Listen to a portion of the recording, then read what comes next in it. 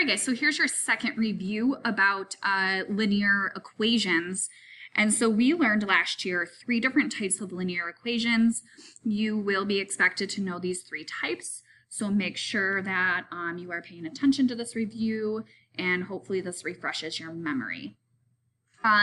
If I ask you for an equation in point-slope form, a linear equation in point-slope form, that is in the form of y minus y1 is equal to m times x minus x1. In order for this to remain a linear equation, you need to have the y and the x stay as variables, but you would be filling numbers in for y1, m, and x1. And m is the slope, remember, and x1, y1 is just a point on the line. And then slope-intercept form, remember, is in the form of y is equal to mx plus b. So y is isolated.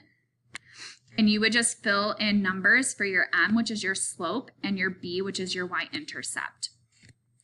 And then standard form, if you recall, is in the form of ax plus by is equal to c, where a is positive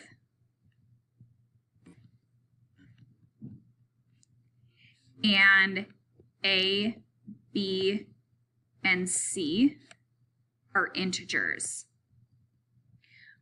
So what I mean by that is they are not decimals, they're not fractions.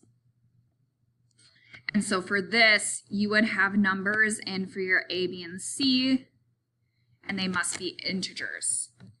So let's go ahead and let's get started. Numbers 1, 2, and 3 ask us to write our equations of each line in point-slope form. So for point-slope form, that is in the form again of y minus y1 is equal to m times x minus x1. And you need a slope and a point, which we have for number 1. We have our slope is 6, and we have a point, which is our x1, y1 value. So basically what we're going to do is we're just going to fill these numbers into our equation. So the point-slope form equation is y minus your y1. Well, my y1's a negative 4. So y minus a negative 4 is really a y plus a 4, is equal to your slope, which is 6, times x minus your x1 value, which is 3. This is our in point slope form, so we just leave it like that. Now for number 2, we have a point. We actually have 2 points here, and you can decide which point to use, but we need to find the slope. So your first step is to find the slope in number 2. And so we're going to do, I'm just going to label the points x1, y1, x2, y2, and my slope is y2 minus y1 over x2 minus x1 minus a negative 3 is really a plus 3. So I have the slope of 0/4, which is the same thing as a slope of 0. We're trying to write this in point slope form. So you pick a point. It does not matter which point you use. I'm going to show you both points. So for this point, if you decided to pick that point, your equation would look like this. Y minus the y1 value is 2 is equal to your slope of 0 times x minus the x1 value minus a negative 3 is really a plus 3. However, you can use your x2 or y2 value and y2 value as well. If you chose that point, your equation would be y minus your y2 value is equal to your slope times x minus your x2 value. Now, while these equations may look different, if we were to convert both of these equations into slope-intercept form, they would actually give you the same exact equation. So they actually are the same equation, they just look different. So they're disguised as the same, or they are disguised, but they are the same equation. Okay, and remember, a slope of 0 would be what type of line? A horizontal line. That's something important that you do need to remember. So number 3, it says we want to create the equation for when we have an x-intercept of 3 and y-intercept of 5. So when we have an x-intercept, that means it's when it crosses the x-axis. So the ordered pair there would be 3, 0. And when we have a y-intercept, that would be when it crosses the y-axis, and your ordered pair would be 0, -5. So now that we have our 2 points, we can go ahead and do the same thing that we did in number 2 for this one. So I'm first going to start off with my slope, which I'm going to label my points x1, y1, x2, y2. So my y2 minus my y1 all over my x2 minus x1. I wind up with a -5 over -3 slope, which reduces to a positive 5/3 slope. So I'm going to show you both point slope form equations for this one. Either would be correct. You don't need both, but I'm going to show you both. So if I used this x1, y1 value, my equation would be y minus my y1 is equal to my slope times x minus x1. All right, if you chose the other point to work with, that's fine. For this one, it would be y minus your y2 value, which minus a -5 would be a +5, is equal to your slope of 5/3 times x minus 0. And I know you guys may be tempted to simplify the y minus 0 and the x minus 0, but I asked you to do this in point slope form, and for point slope form, we do not simplify. So this is your refresher on point slope form, which you will need to know how to write an equation in a point slope form in this standard. So make sure that you review that if you still do not understand point slope form. Moving on to slope-intercept form. Slope-intercept form, remember, is in the form of y is equal to mx plus b. So for number 4, there's actually 2 different ways that we can find our slope-intercept form equation. I'm going to show you both ways, all right? However, actually not for number 4. I'll show you both ways for number 5. But for this one, actually a slope of 0, a horizontal line, that's what we're dealing with. When we're dealing with a horizontal line, your equation actually is y is equal to a number. And the number that it's equal to is the y value in the point that your line is passing through. So this is my equation in slope-intercept form.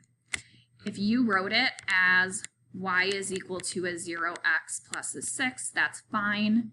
Slope-intercept form, you can simplify. Now, this is the equation for a horizontal line. Can you think of what the equation for a vertical line would be with an undefined slope? I'm going to have you think about that, but you should be able to do that knowing that a horizontal line with a slope of 0 is y is equal to the y value of the point. All right, let's look at number 5. For number 5, we do need to find the slope first in order to do slope-intercept form. Okay, so your slope is y2 minus y1 all over x2 minus x1. A minus and negative one's really a +1. So I have a 2 over a 2, which gives me a slope of 1. Now I'm going to show you 2 different ways that you can convert this into slope-intercept form, and it's up to you what method you want to use.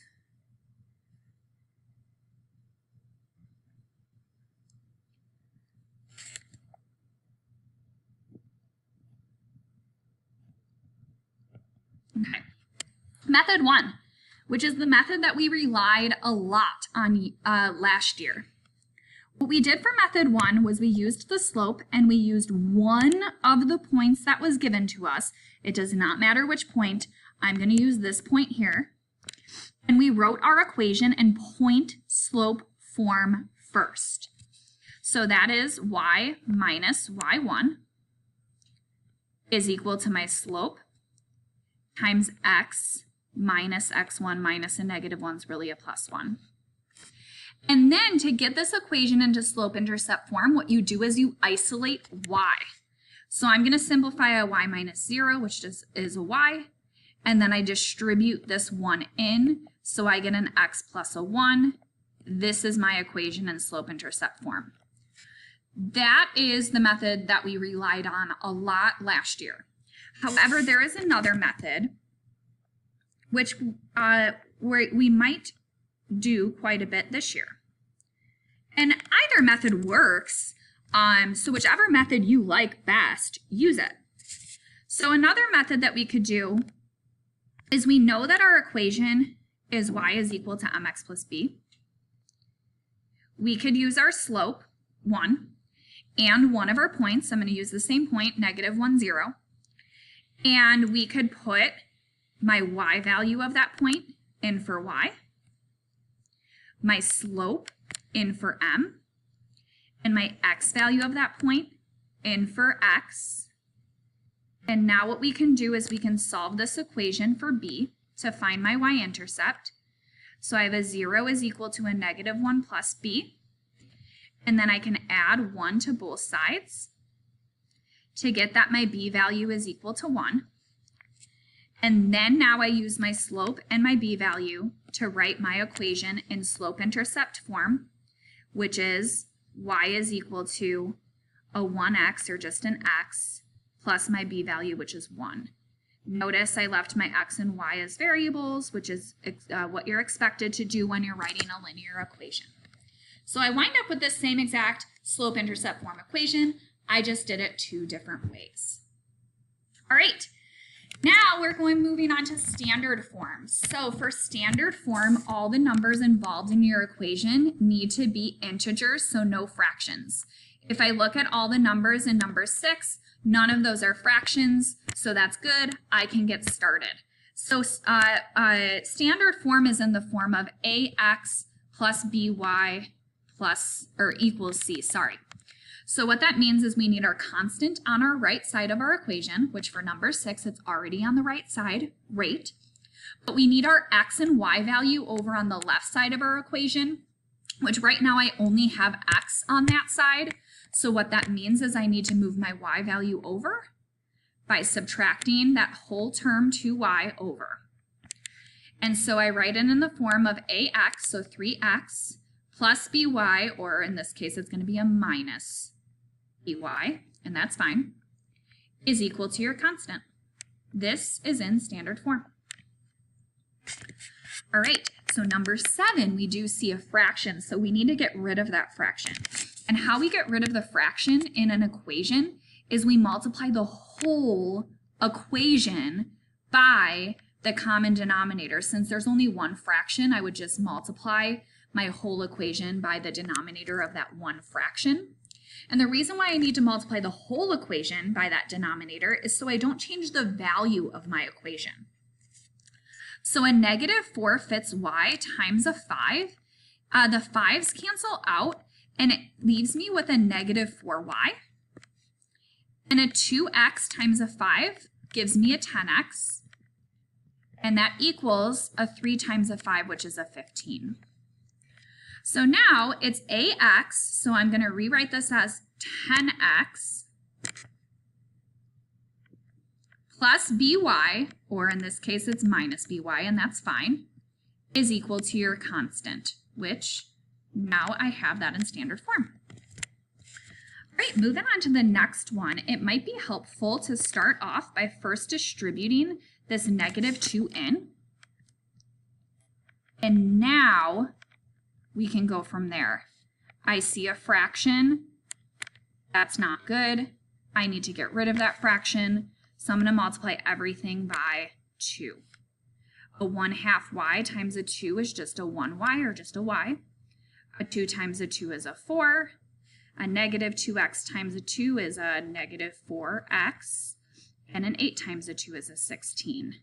Moving my constant completely over and combining those, I have a y is equal to a negative 4x, plus a 12. And adding the 4x over, it is now going to be in standard form, a 4x plus a y is equal to 12, and we are done.